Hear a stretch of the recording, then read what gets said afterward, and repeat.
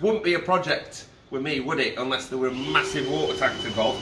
These are the internal tanks, and the construction on them is phenomenal. It really is very good indeed. We've got some, Top Gun's got some internal pictures of these, which shows the baffling. So any one of these points here is where a baffle that way and a baffle that way intersects. And then you've got these double lids and double bottoms. So there'll be a literal ton of water thrashing around in these, but it won't do them any harm. And they won't come loose and destroy the truck for us, which I've seen done. So I'm very happy to have these in our possession. Custom tanks, built specifically to our requirements, and very nicely done indeed. More toys. This is a heat exchanger. So there's going to be a glycol, well, there's going to be this, stand by. This 9 kilowatt Webasto hydronic heater. So rather than being a diesel air heating system, this burns diesel either for engine preheating, for the underfloor heating, yes, underfloor heating, and air boxes around the place, and also does the instant hot water as well. Separated drinking water and shower water, or shower water / washing machine water, as well as the underfloor heating. So I've actually got 3 of these. So that's been tested up so far, and I'm really satisfied with the results that we've got. It gives us the potential for winterization down to -40 on this vehicle, so that's pretty fantastic. I can't get in the cab at the moment, so I can't. But in any case,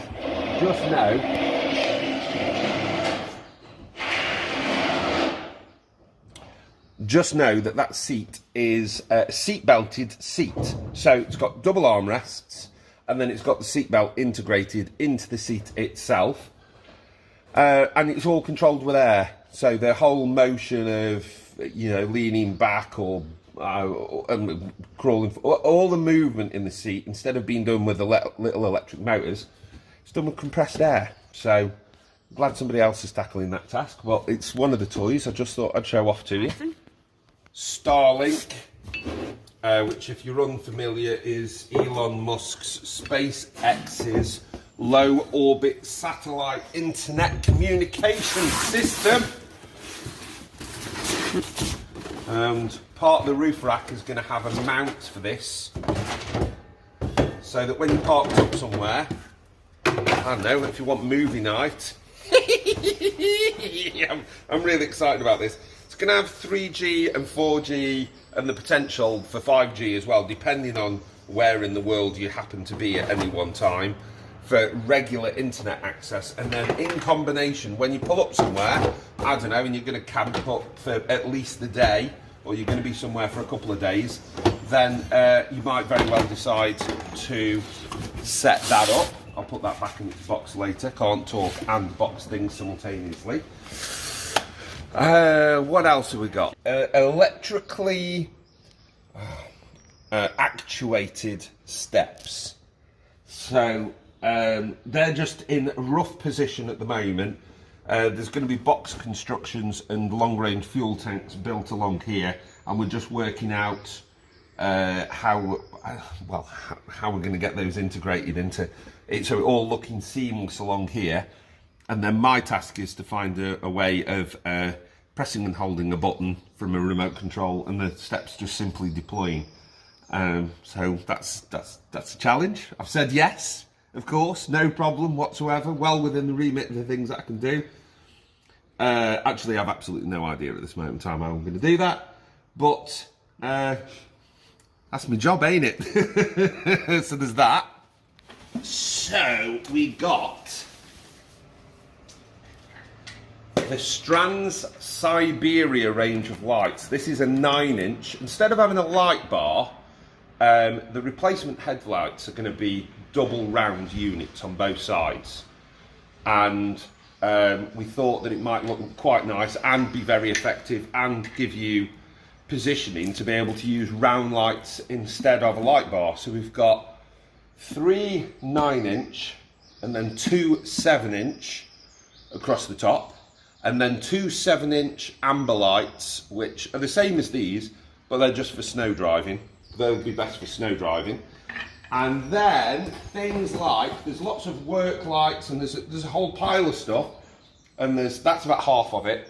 There's another half of it to arrive. It's going to be here in a couple of weeks. And then we've got those, for example, which are going on the rear. So I'll give you a demonstration. I'll try my best to show you what it is you're going to be seeing. So that's, you know, as a rear marker light as you're driving. Excuse me, a bit croaky this morning. This one here is the same on the amber through the middle. So along the sides we'll have that as a driving light. You've got the main light. I'm just about to blind you. Woo-hoo-hoo-hoo! And then certainly for the rear, this is, I'm driving ponderously slow and you need to watch out for me. What's not to like about that? So there you go. So we've got, it's the Strands Siberia range, and I just love this kit. I just think it's absolutely brilliant. I'm really very impressed with everything that I've seen from them so far. So that's lighting. When I was doing the bit about the winch in the last video, somebody correctly pointed out that I pointed at this and said Nymar, which means this rope, and yet it's steel wire that's on the drum there. That's how it comes, and we're swapping it out for both the front and rear winch. It's very resilient to things like getting wet and whatnot, so it won't rot from the inside like a steel wire will. You don't get as much length as you do when you're on wire because it's a much thicker diameter, but in terms of winching a vehicle like this, it's been recommended to us because instead of you winching the way that you think you might winch, where you've got this wire spool, you tie it around a tree, for example, poor tree, and then you activate the winch to pull yourself out. The idea with this one is you take that same tree, you put this around it or link it up however you're going to do it, and then with your foot on the brake and in gear, you wind on as much tension as you dare into this, and then that puts tremendous kinetic energy into this, and then you hop off the brake onto the gas in gear and literally pop out of a hole somewhere because the tension in this will be sufficient to pull you out, rather than relying on the winding of the winch, which might be restrictive. It might actually go too slow in terms of how fast it would wind, which on big winches is a feature by all accounts. So there we are, that's the Nymar stuff that I was talking about. I've been corrected, it's not the wire stuff that's currently on that there winch. When it's fitted, we've got to try and pull the side of the barn down just to make sure that it does deliver on its promises, but I'm sure it will. I'm sure it will. This one has been built differently, and Boo has got some pictures, bless you. You put him in the last video, but just to highlight him here, this is 100mm tall by 50mm box, completely custom one-off frame that's got in place here, and then you can't harvest the GRP from a commercial trailer for this one because it's too flipping big. So this is being purchased deliberately, you know, and it's costly, but it's worth it to end up with this. So this box hasn't been bought and then transported here and then started getting fitted out. This box has been designed, cut to length using things like the bandsaw. It's just to your right there, which is an absolutely evil bit of kit, and I just don't like being anywhere near it. It's not for me.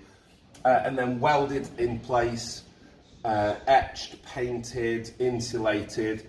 The underneath of the box is completely sealed in with galvanised panels that have been riveted, bonded in place, and then painted with Raptor.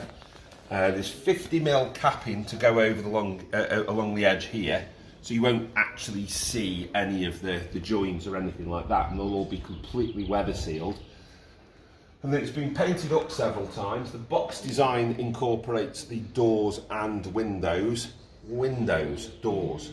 That reminds me. Here is an example of one of the windows that's going to go in, which I'm doing a really bad job of demonstrating here.